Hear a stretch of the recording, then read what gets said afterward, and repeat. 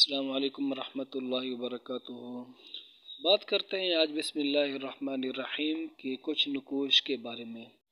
اس کا مثلث آتشی آپ دوستوں کی خدمت میں نے پیش کر دیا تھا، دکھلا بھی دیا تھا آپ کو ویڈیو کے اندر۔ آج اس کی 3 چالیں یعنی خاکی، بادی، آبی آپ دوستوں کی خدمت میں یہ پیش ہے، اور اعداد بھی نکال کر کے میں نے آپ کو دکھائے تھے کہ بسم اللہ الرحمن الرحیم کے اعداد ٹوٹل 786 ہے، کیسے نکالے جائیں گے، الگ الگ حروف کے ساتھ آپ کو دکھلایا تھا۔ تو یہاں پر آپ اس کے نقوش دیکھ سکتے ہیں۔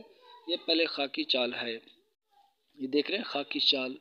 تو خاکی چال کے اندر خانہ نمبر پہلا ہمارا یہ 258 ہوگا، پھر 59، 60، 61، 62، 63، ٹھیک ہے نا، 64 اور 65 اور 66۔ اب یہ نقش خاکی چال کے اندر ہے جسے آپ دیکھ رہے ہیں۔ اب آپ اس کو دیکھ لینا چیک کر کے کہ یہ نقش صحیح ہے یا غلط ہے۔ تو کوئی سے آپ 3 خانے جمع کر لیں گے نا، 259، 266، 261، تو یہ آپ کو 786 ہی ٹوٹل اعداد حاصل ہوں گے۔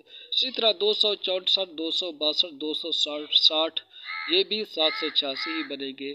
اور کوئی بھی یعنی کہ 3 خانے آپ جمع کر لیں، خواہ اس طرف سے کریں یا اس طرف سے یا اس طرف سے، مثال کے طور پر 259 اور 262 اور 265، ان کو بھی جمع کریں گے تو آپ کو 786 ملے گا۔ جب 786 آپ کو مل جائے تو آپ سمجھ لینا کہ اب نقش کیا ہے، صحیح ہے۔ تو اس کے بعد اگلی چال پر چلتی ہے، یہ بادی چال، یہ بادی چال لکھا ہوا ہے۔ تو بادی چال کے اندر ہمارا خانہ نمبر جو ہوگا وہ پہلا خانہ 258 ہوگا، ٹھیک ہے نا۔ اس طرف سے دائیں طرف سے جو بیچ والا خانہ ہے نا، یہ ہمارا خانہ نمبر اول ہوگا، 258، 259، ٹھیک ہے، 260، 61، 62، 63، 64، ٹھیک ہے نا، اس کے بعد 65 اور یہ 66، آخری خانہ یہی ہوگا۔ تو یہ ہے ہماری بادی چال۔ اب بادی چال کے اندر بھی کوئی سے 3 خانے جمع کر لیں، 263 ہے، 264 ہے، 259 ہے، 786 آپ کو حاصل ہوں گے، خواہ آپ یہ 3 خانے جمع کریں کوئی بھی۔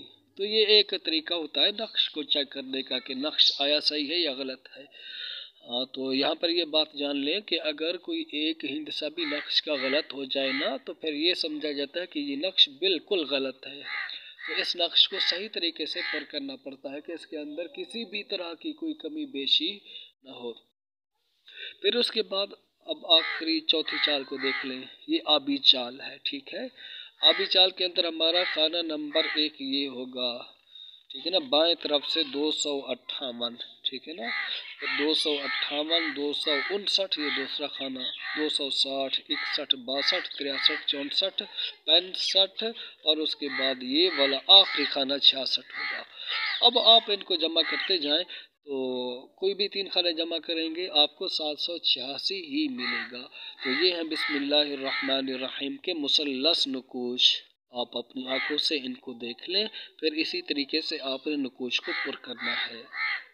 آبی چال، پھر اس کے بعد یہ بادی چال، اس کو بھی دیکھ لیں، میں نے سمجھا دیا ہے، پہلے بھی دکھا دیا ہے۔ پھر یہ ہے خاکی چال، ٹھیک ہے نا۔ اب یہاں پر یہ بات آپ سمجھ لیں کہ کون سا نقش ہم کس کو دیں گے۔ اب بندے تو مختلف آتے ہیں نا ہمارے پاس، تو مختلف بندے آتے ہیں ہمارے پاس، تو اب ہم ان کو کیسے نقوش دیں۔